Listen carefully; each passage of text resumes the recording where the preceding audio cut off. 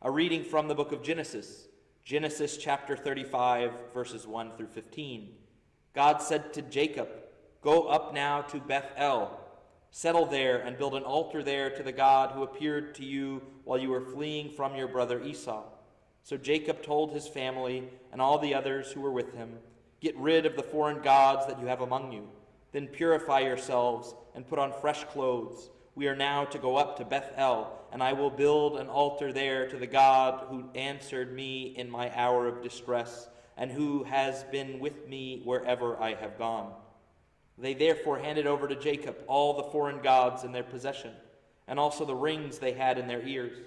Then, as they set out, a terror from God fell upon the towns round about, so that no one pursued the sons of Jacob.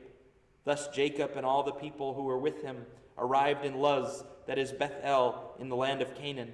There he built an altar and named the place Bethel, for it was there that God had revealed himself to him when he was fleeing from his brother.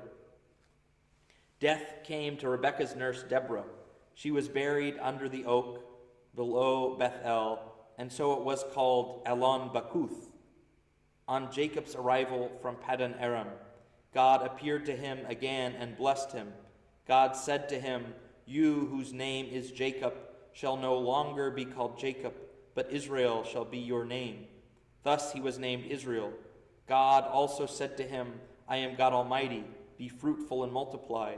A nation indeed, an assembly of nations shall stem from you, and kings shall issue from your loins. The land I once gave to Abraham and Isaac I now give to you, and to your descendants after you will I give this land."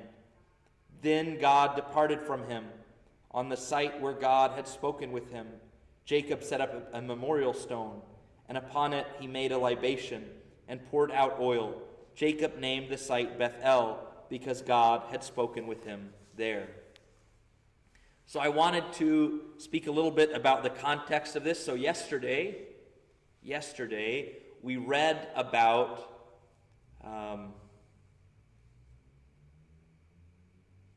how Jacob had married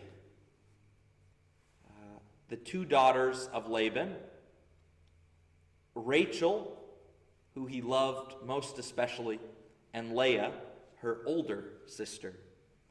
So Jacob began to prosper in the area. His uncle tried to give him the bad sheep, and he was able to turn the bad sheep into a giant flock. Eventually, he says he wants to go back to see his brother. And on his way to see his brother, first he sends the flocks, then he sends his first wife, then he sends his second wife, then he himself comes and bows before him and begs his brother for mercy, for forgiveness.